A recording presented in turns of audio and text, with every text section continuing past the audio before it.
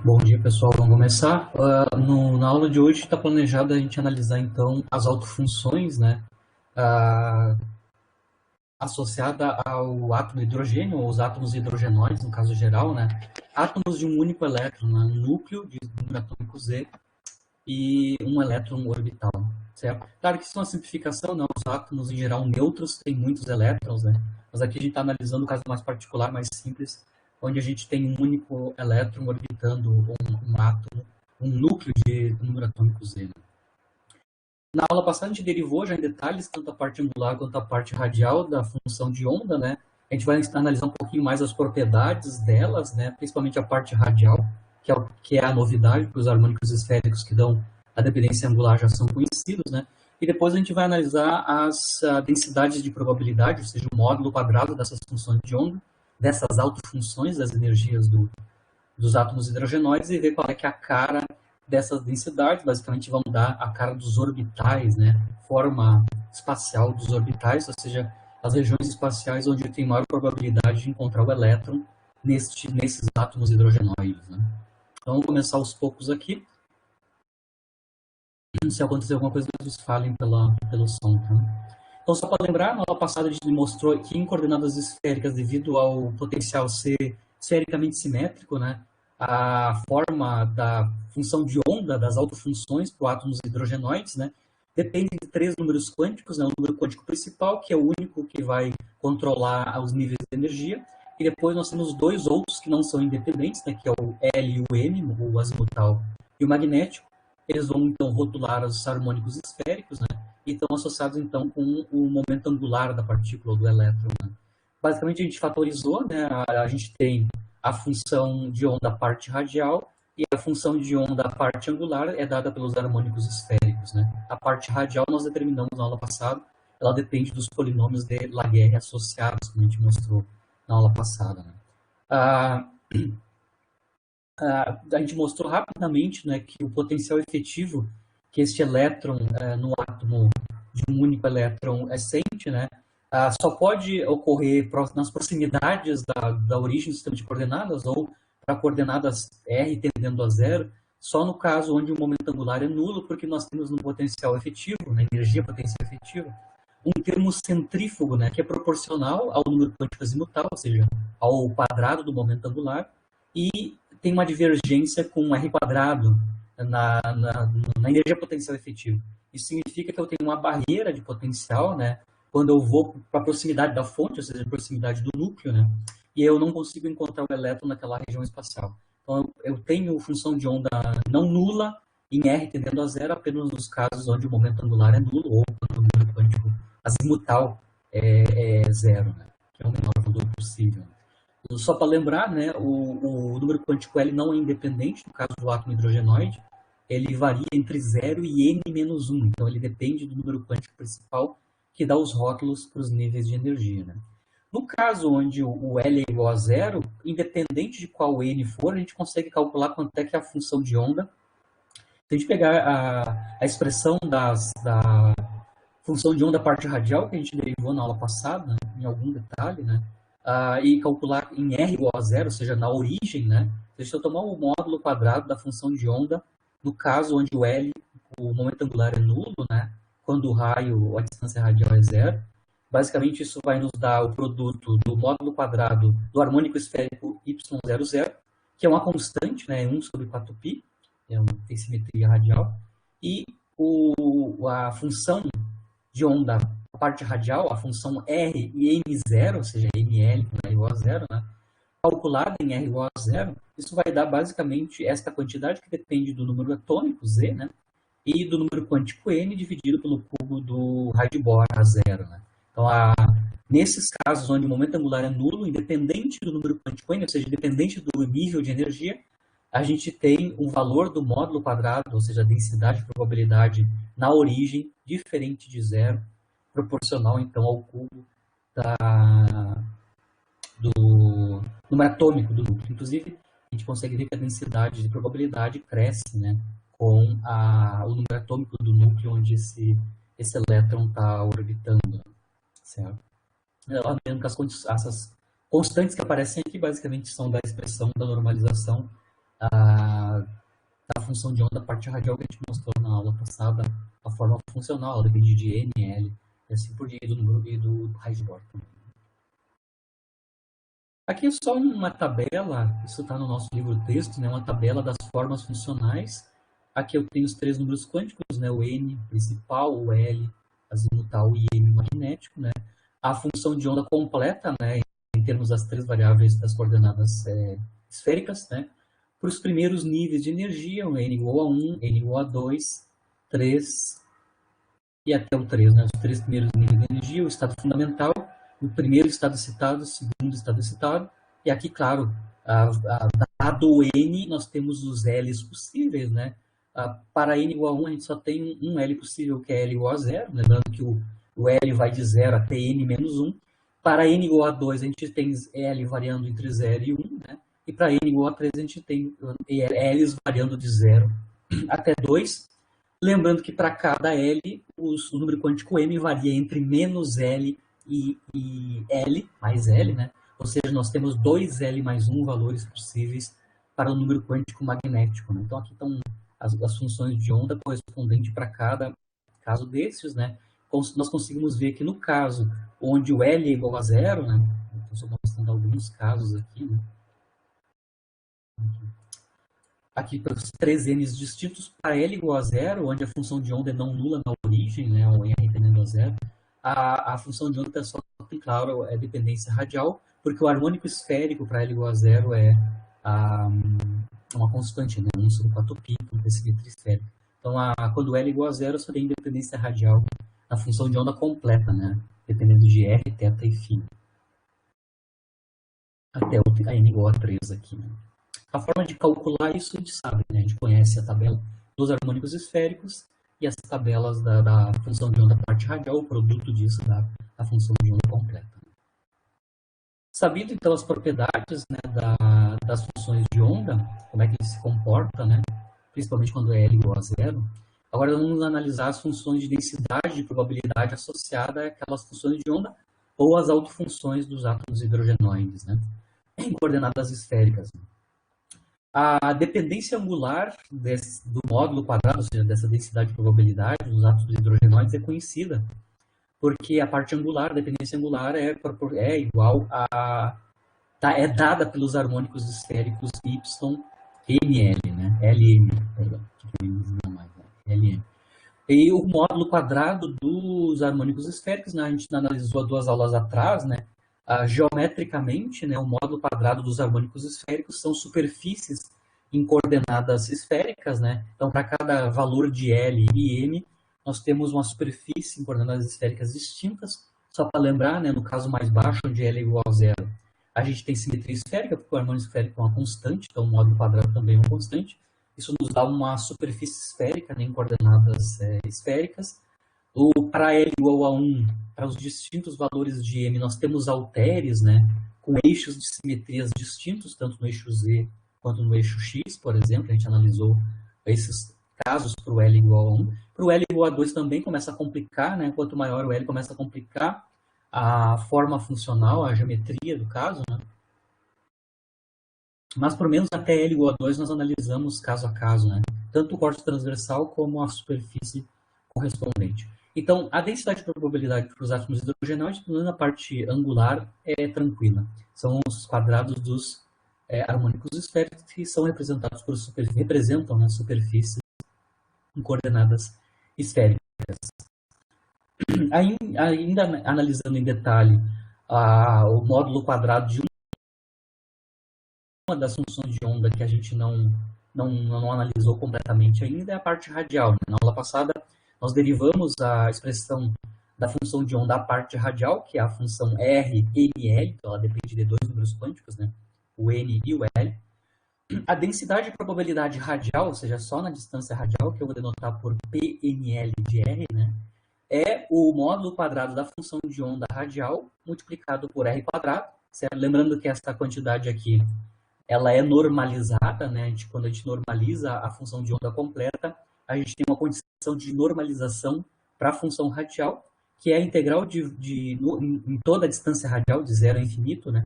desta quantidade aqui tem que dar 1, né? A gente mostrou isso explicitamente na aula passada.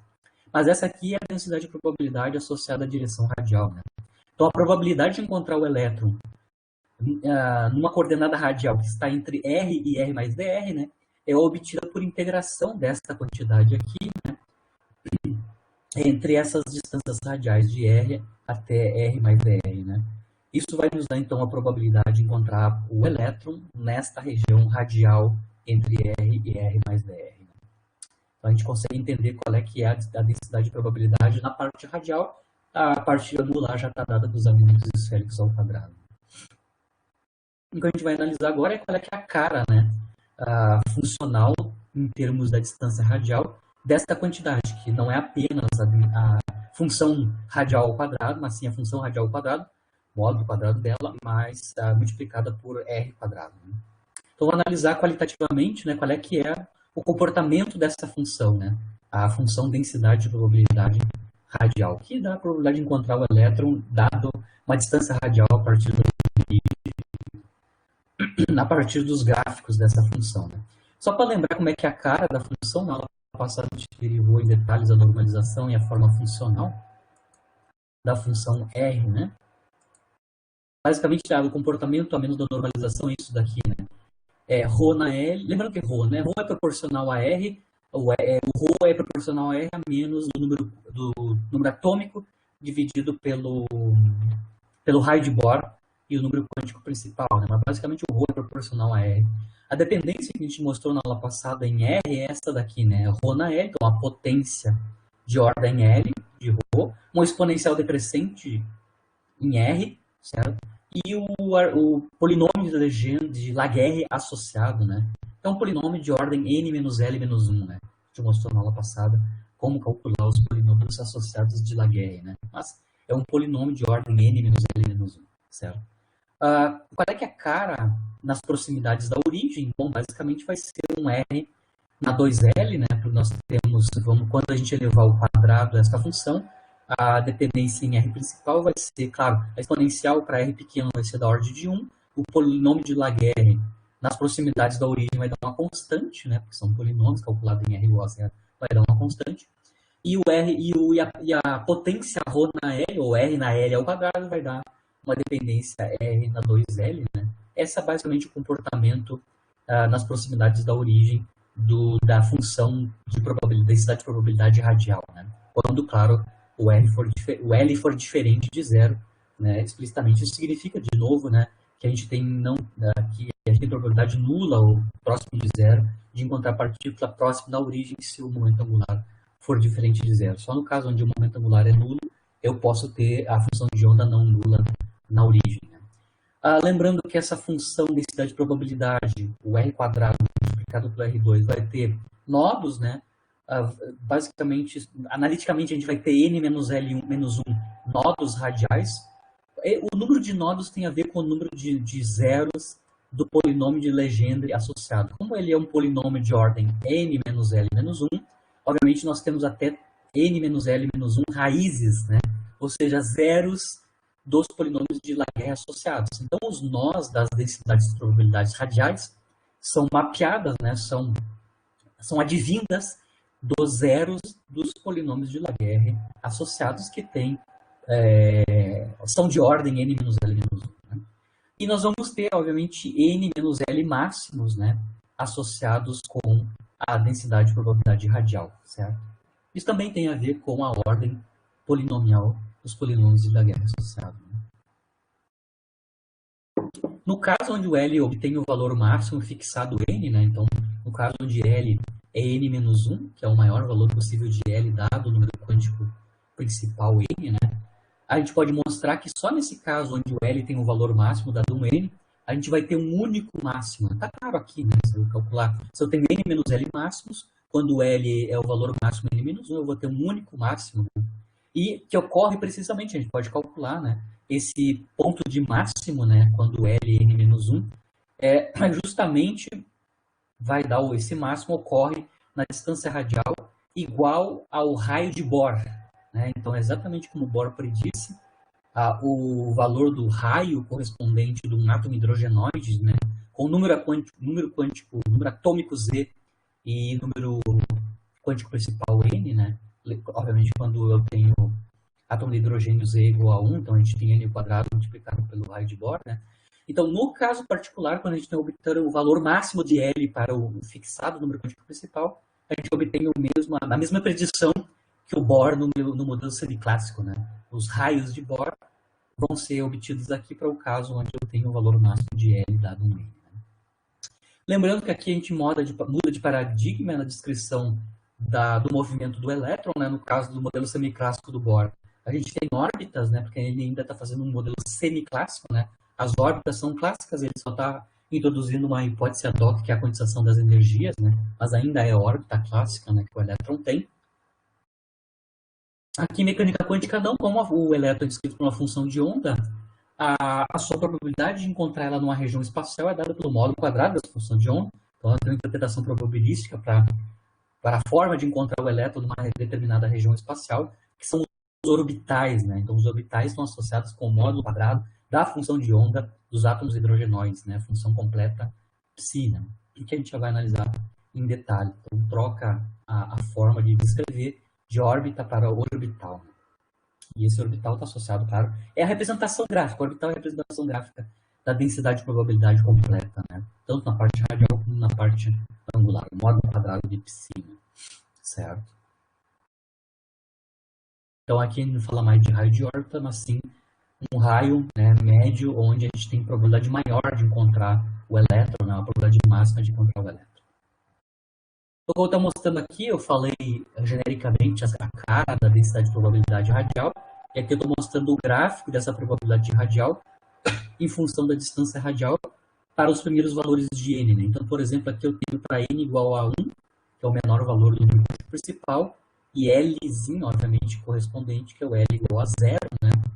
Nesse caso, aqui a gente não tem nós, né? Eu teria n menos L nós, mas como n é 1 e L é 0, a gente não tem nós a menos da origem, né? O único nó aqui que é o zero na origem, certo? E a gente tem um pico, né? Um máximo, lembrando que eu tenho o número de máximos é n menos L, então n menos L neste caso aqui é 1, eu só tenho um único máximo, né? Com aquele raio que eu acabei de mostrar que é dependente do número quântico principal. Né? A gente tem um máximo localizado em n quadrado a 0 sobre Z. No caso com n igual a 1 é o raio de Bohr dividido por o número atômico, né, associado ao núcleo. Aqui eu estou com n igual a 2, os dois casos, né? Dois casos para n igual a 2. Um com L igual a 0 e o L igual a 1. Que são os dois valores possíveis para L quando n é igual a 2. Lembrando que L vai de 0 até n menos 1. Como a gente está falando, né, agora para n igual a 2 e L igual a 0, a gente tem n menos L máximos, né? Ou seja, nós temos dois máximos, né? Primeiro máximo, segundo máximo, no caso de L igual a 0. No caso de L igual a 1, que é o valor máximo de L, como eu comentei antes, a gente só tem um único máximo, né? N menos L vai dar 1, 2 menos 1 dá 1. Então tem um único máximo que está associado com aquele raio que eu mostrei, né? N quadrado a 0 dividido por Z. Aqui a mesma coisa para o N igual a 3, né? Os valores possíveis para L, né? N igual a 3, L igual a 0, N igual a 3, L igual a deve ser 1 aqui e aqui 2, né? Obviamente, não erro aqui nos índices L, né? A gente consegue ver os nós, né? Para L pequeno, a gente tem vários nós, a gente tem 3 nós, que são os zeros aqui correspondentes, né, da função de onda, módulo quadrado da função de onda, a parte radial multiplicada por R2. Né? Quando a gente vai aumentando L até chegar no máximo, quando a gente chegou no máximo de L possível para este N, a gente só tem um único máximo que está associado à maior probabilidade de encontrar o elétron nessa distância radial, né, que a gente consegue mapear, né, N quadrado a 0 dividido por Z. Né? Um único máximo, um único pico na densidade de probabilidade radial.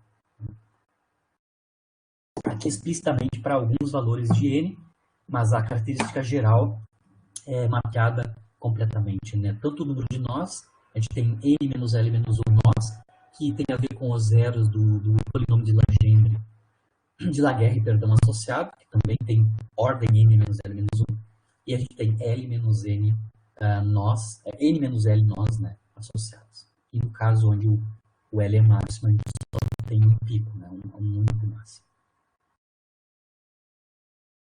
Como eu estava falando para vocês, os orbitais então são a representação da densidade de probabilidade associada à função de onda nesse átomo hidrogenoide, né? Então, quando a gente está falando, eu vou analisar os primeiros orbitais, né, referente ao número quântico L azimutal, né, o número quântico associado ao momento angular, né? Os orbitais, então, atômicos, né, são as denominações que a gente dá para os estados estacionários da função de onda do elétron neste átomo, né, basicamente, então, é um módulo quadrado da função de onda completa, da autofunção completa, que depende dos três números quânticos, né, N, L e M, lembrando que é fatorizado, né. Aqui eu vou analisar primeiro os orbitais NS, lembrando que aqui eu estou usando a notação espectral, como a gente mostrou denotou na aula passada, né? O S está associado ao número quântico L igual a zero, né? Então, é o Sharp, né? O orbital Sharp, que está associado com a L igual a zero para qualquer N, né? Para qualquer número quântico principal, dado um N, eu posso sempre ter o menor valor de L, que é o L igual a zero. Isso vão corresponder aos orbitais NS, né? Os orbitais NS vão estar associados com os harmônicos esféricos, né? Y00, que são constantes, ou seja, que tem simetria esférica, né? A gente já mostrou isso, né? Quando a gente vai representar o orbital, na verdade, o orbital representa um módulo quadrado da função de onda, né? Mas, lembrando que a superfície em coordenadas esféricas, quem comanda a forma funcional dessa superfície em coordenadas esféricas associada a esse orbital é o módulo quadrado do harmônico esférico, né? Então, no caso dos orbitais NS, né, o harmônico esférico é 00, né, que tem simetria esférica, e obviamente a superfície esférica a superfície em coordenadas esféricas é uma esfera.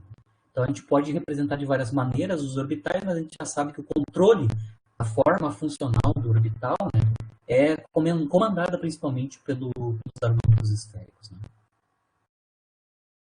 Lembrando que o quadrado do harmônico esférico vai dar, então, um volume, né, que encerra a maior parte da probabilidade de encontrar o elétron naquela região espacial, explicitamente. Obviamente ainda tem a variação da densidade de probabilidade radial, mas a parte espacial volumétrica, né, que está associada com a maior probabilidade de encontrar o elétron, é dado pelo quadrado dos harmônicos esféricos, né.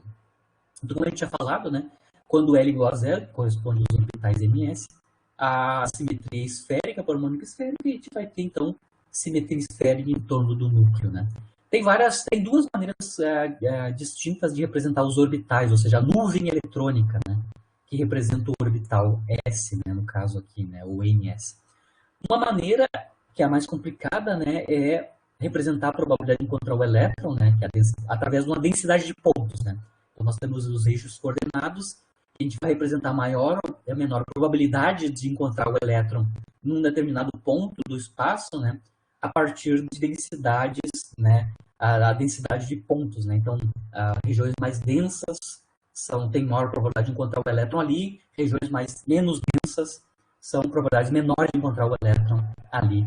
Obviamente, a gente já sabe, independente da forma funcional, a gente sabe que as funções de onda vão a zero, né, porque a parte radial da função de onda vai exponencialmente a zero, né, para R muito grande, né. Então, a gente sabe que a densidade de pontos nessa representação vai diminuir quando a gente vai para muito longe da origem, né. E, claro, a gente tem picos, né, de densidades associadas àqueles nós, né, radial, né, os valores de mínimos e máximos da densidade de probabilidade radial, né.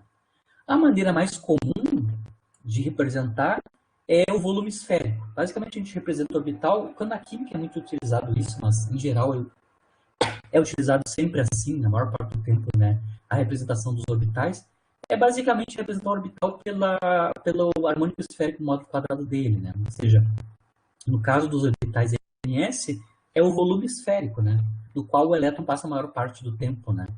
Essa é a maneira mais simples, a mais comum de representar os orbitais. Módulo quadrado do harmônico esférico correspondente. Só lembrando que lá dentro daquele volume espacial a gente tem uma variação radial, né, da probabilidade de encontrar o elétron dado uma distância radial. Mas o volume espacial onde eu tenho maior probabilidade de encontrar o elétron é dentro daquele volume delimitado pela superfície dado pelo módulo quadrado do harmônico esférico. Aqui a gente está analisando ainda os orbitais ns, com L igual a zero, é trivial, é forma esférica, né?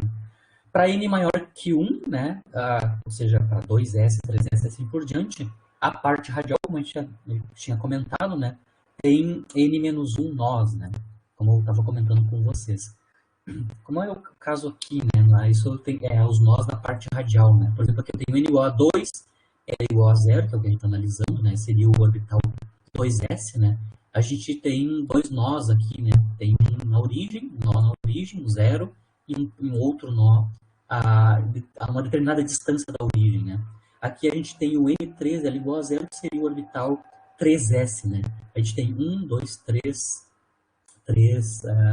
nós, né? Os 3 zeros da densidade de probabilidade radial, né? Então tem que lembrar que dentro daquela esfera representada pelo quadrado do harmônico esférico, variando o n, a gente pode ter buracos, né, na densidade de probabilidade radial, né, dentro daquela esfera. Né.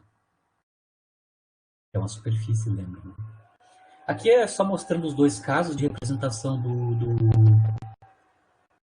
da densidade de probabilidade nas duas formas possíveis. A primeira forma que eu comentei é densidade de pontos, né? Então aqui eu tenho o orbital S, né? Dependente do N, né? Principalmente aqui poderia representar, por exemplo, o 1S, né? A gente tem, claro, simetria esférica e aqui a densidade de probabilidade radial está sendo representada pela densidade de pontos quando eu ando numa certa distância radial aqui, lembrando que a gente tem, no caso onde L igual a zero, né, o momento angular é nulo, a gente tem probabilidade não nula de encontrar o elétron na origem, né? Então, inclusive, a gente calculou qual é, que é o valor numérico disso, né? Para L igual a zero, independente do N, né? Então, na próxima da origem tem máximo de, né, um valor não nulo da densidade de probabilidade, depois a gente vai esmaecendo, né, o valor da densidade quando a gente vai se afastando da origem, no caso, quando L igual a zero. Aqui já é a segunda maneira de representar, que é só a superfície esférica dado pelo quadrado do harmônico esférico, né, do Y, 0, 0, né, que é uma esfera.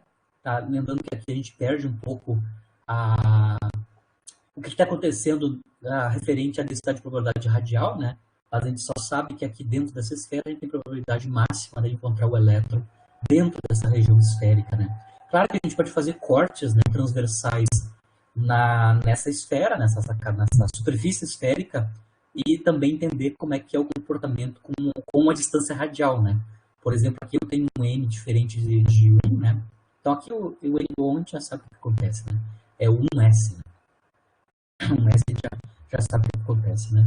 Mas no caso, quando a gente tem n's maiores, a gente tem a questão dos nós aparecendo, né? A gente tem n nós, né? Os n nós podem ser mapeados quando a gente faça, então, cortes transversais na esfera e vejo os zeros ou ocos, né, que tem aqui na parte radial. Então, são as duas maneiras de representar os orbitais, tanto por densidade de pontos, quanto pela superfície esférica dado pelo quadrado do harmônico esférico correspondente para aquele orbital. No caso aqui, a gente está analisando o orbital NS, né, ou para L igual a zero. O próximo orbital, que é relativo a L igual a 1, né, que na notação espectroscópica é o orbital P, né, que é o principal, né, na notação espectroscópica. L igual a 1. Para L igual a 1 a gente já analisou os harmônicos esféricos, né, para o L igual a 1. Para L igual a 1 a gente tem três números quânticos M, né, vale entre menos 1, 0 e 1.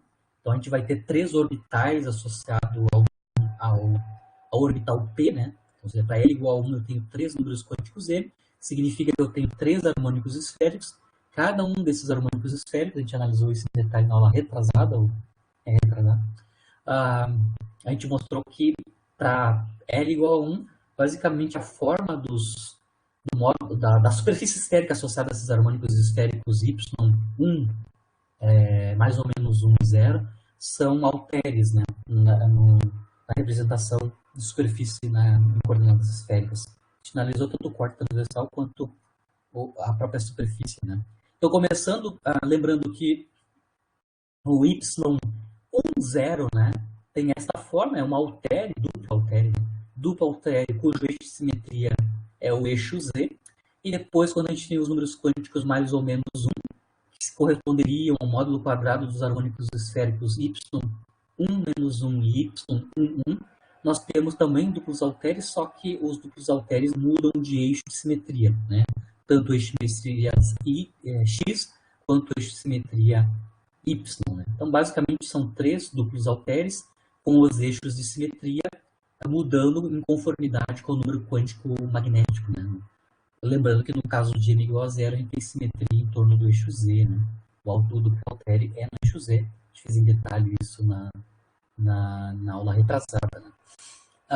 Lembrando que dentro dessa superfície esférica, claro, a gente tem ainda a variação radial. Né? Então, para n's grandes, né, a gente vai ter n menos 2 nós, porque a gente tem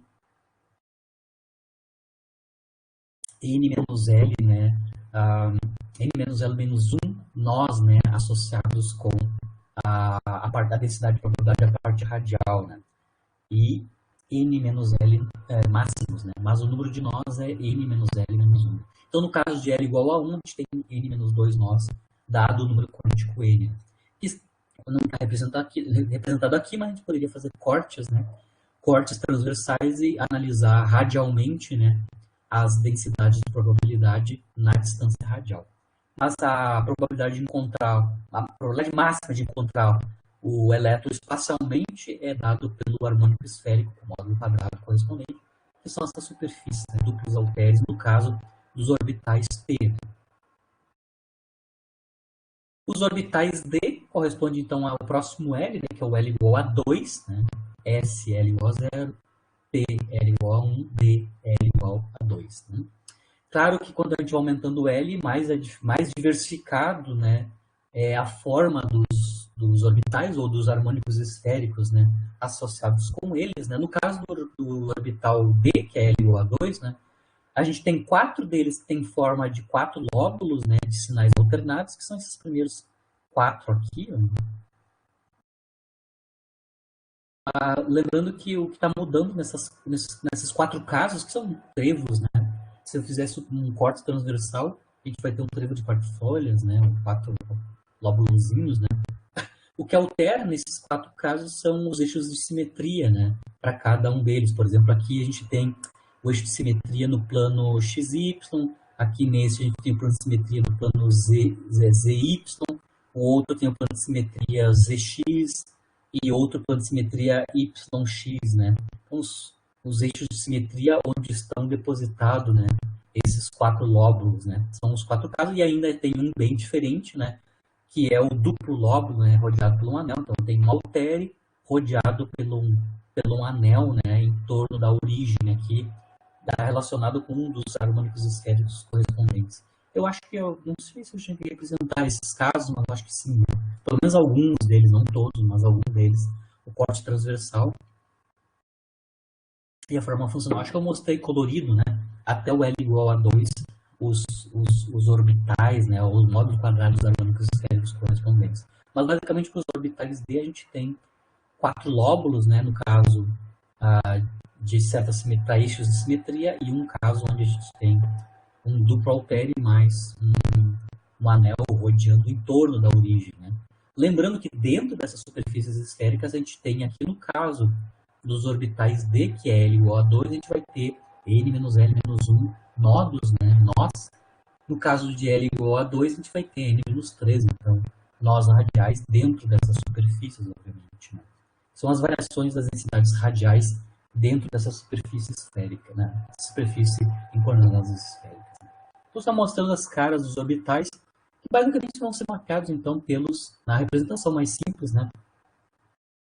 Basicamente são o módulo quadrado dos harmônicos esféricos correspondentes. E lembrando que os harmônicos esféricos, o módulo quadrado deles, são superfícies em coordenadas esféricas. Né?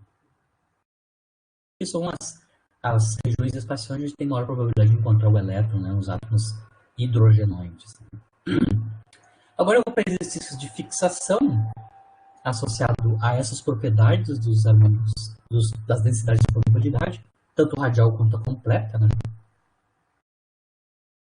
Aqui eu queria analisar a análise dos máximos, né? Então, dado um N, né, o que eu quero analisar, então, o estado fundamental do átomo de hidrogênio. Então, aqui eu estou especificando o átomo hidrogenoide como sendo o átomo de hidrogênio, onde o número atômico Z é 1, né?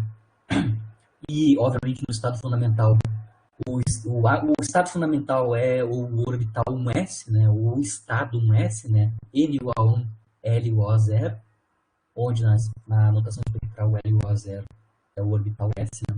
Eu quero mostrar, então, que o máximo da densidade de probabilidade radial, que eu chamei de PNL, né, de R, ocorre quando a distância radial é justamente igual ao raio de Bohr. Então, no estado fundamental, o máximo da densidade de probabilidade ocorre exatamente no raio de Bohr. Para fazer isso, então, a gente primeiro tem que calcular qual é que é a densidade de probabilidade radial. Para calcular a densidade de probabilidade radial, a gente vai ter que fazer, então, o módulo quadrado da função de onda radial e multiplicar por R quadrado, ou seja, fazer esta conta aqui, né, esse produto.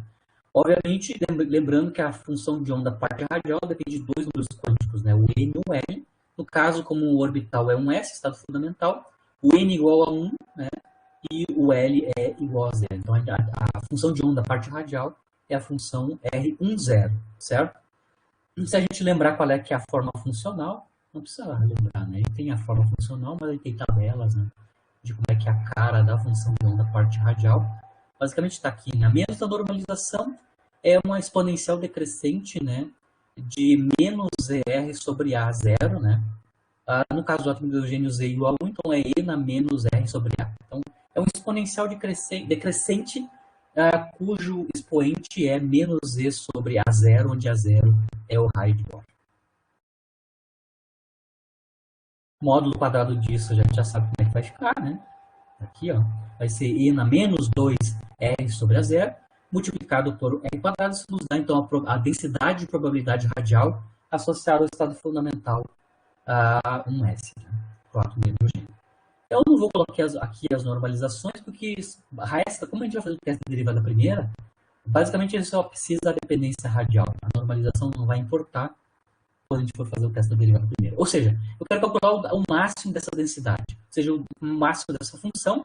O máximo dessa função, então, é obtido a partir do teste da derivada primeira. Na verdade, o teste da derivada primeira dessa densidade de probabilidade vai dar os pontos de extremo, né? E eu vou localizar, se tem mais de um extremo, vou localizar qual deles é o ponto de máximo. Então, eu vou fazer o teste da derivada primeira. Os pontos de extremo são aqueles que obedecem derivada primeira igual a zero, né? Porque eu estou calculando explicitamente a derivada primeira, radial, né? Da função radial.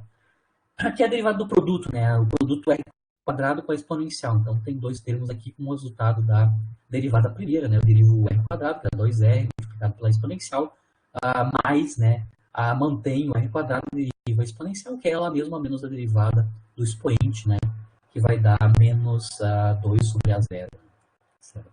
Bom, fatoramos os termos em comum aqui, que é 2R e a exponencial, multiplicado por 1 menos R sobre a zero.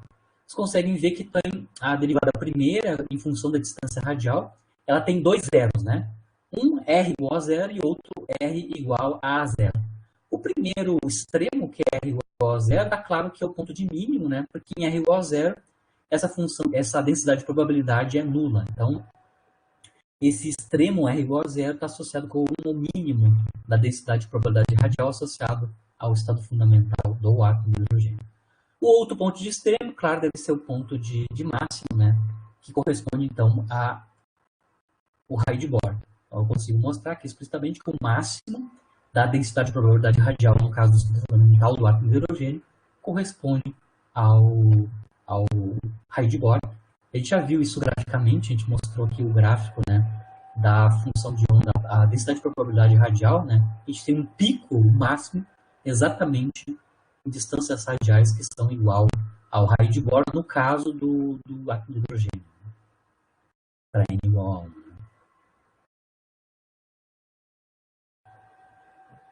Então aqui a gente pode reexplicar ou reinterpretar o raio de Bohr, no caso do átomo de hidrogênio no estado fundamental, como sendo a distância radial onde a gente tem o máximo, né, da densidade de probabilidade radial. Ou seja, a probabilidade de encontrar o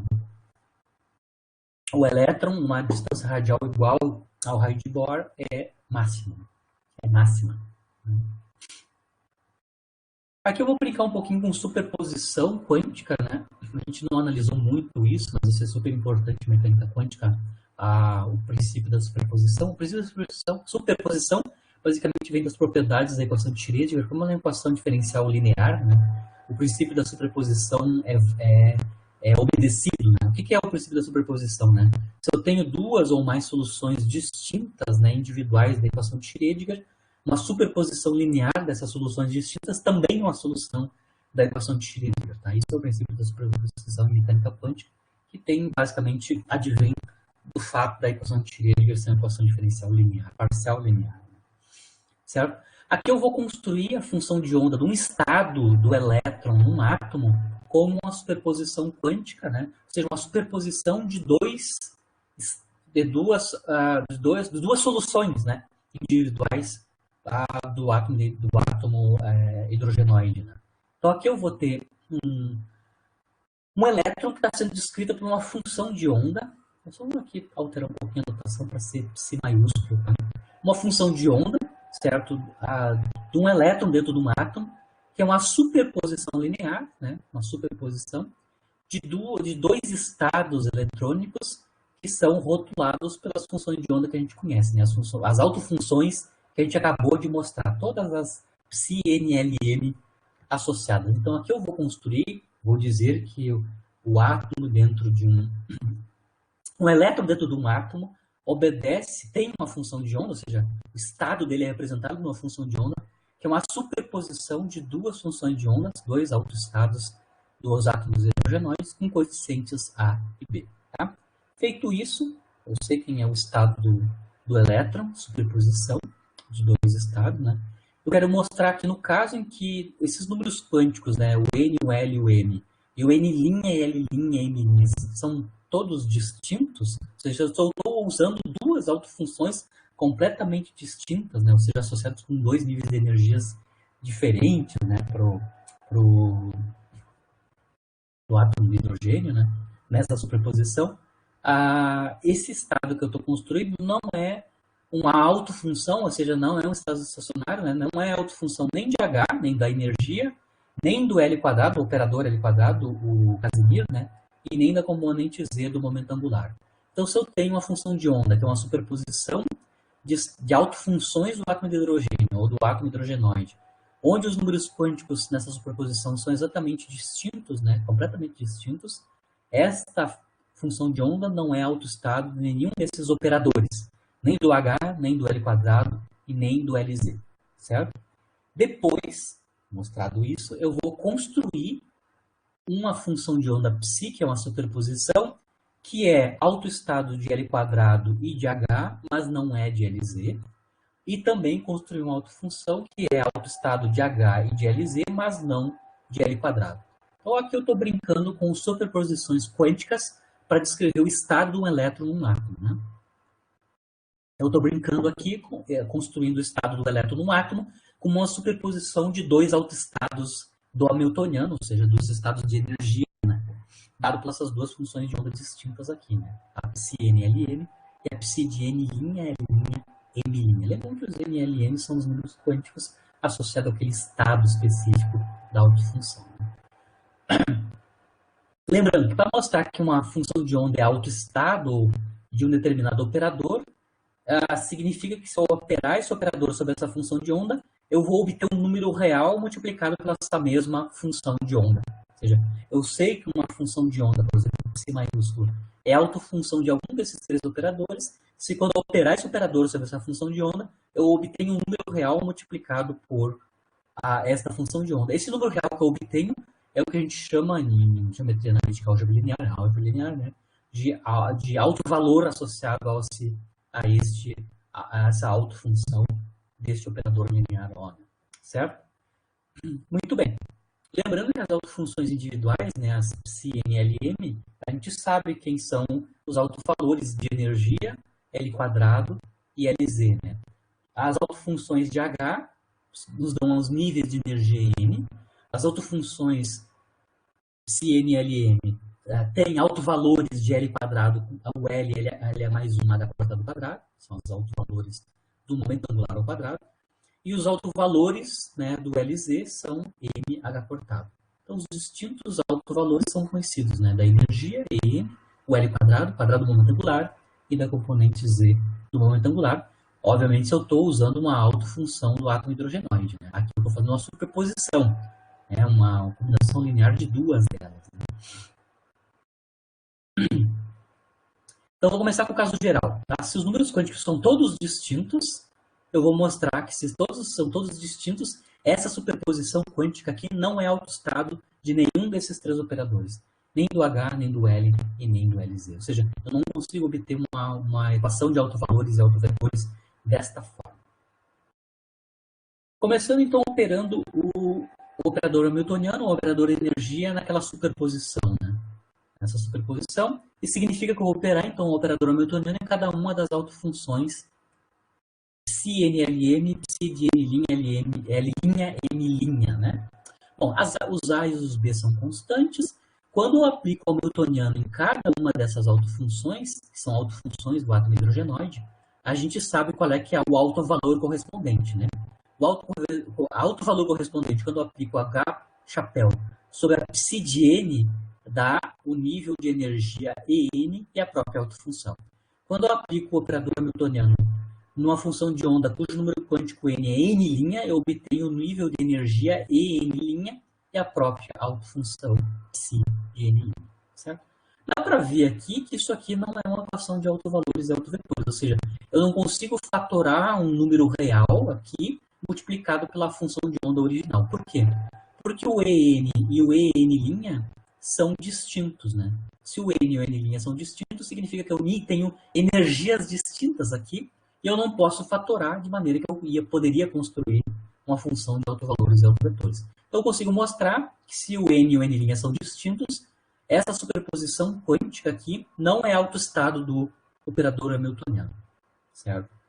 Essa superposição aqui quanto ao L quadrado. Se eu aplicar o L quadrado a essa superposição, quando eu aplico o L quadrado sobre cada uma dessas autofunções distintas, lembrando que os autovalores, né, do L quadrado são L, L mais 1, H cortado ao quadrado.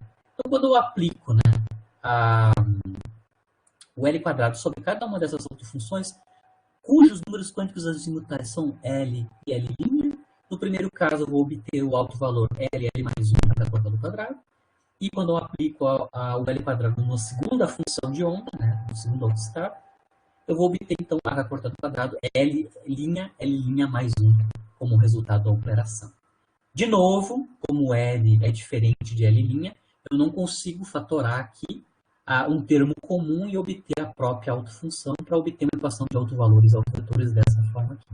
Então, se L e L' forem distintos, também essa superposição não é autoestado do operador L quadrado.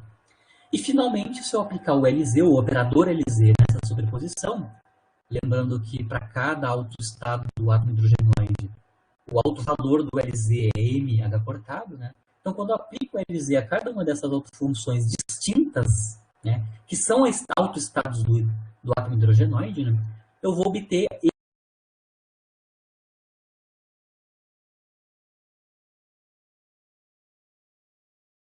um número real comum multiplicado pela autofunção combinação linear original. Então, eu consigo mostrar que nos três casos, essa superposição quântica, se os números quânticos são os três, né? São os três distintos, essa superposição quântica não é autoestado de nenhum desses operadores. Nem do H,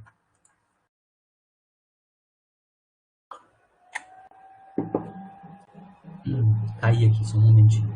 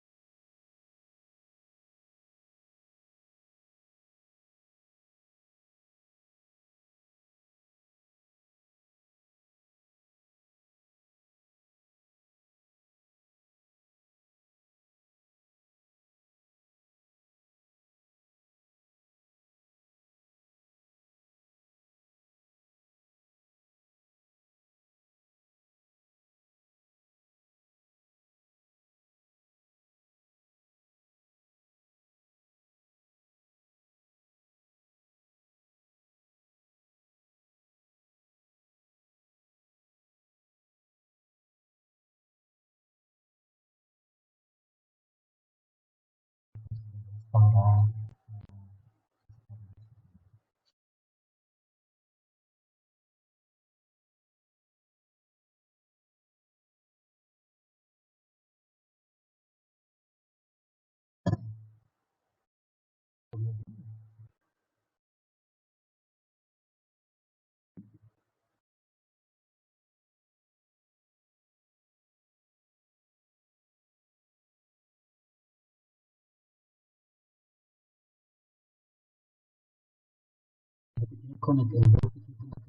conectar.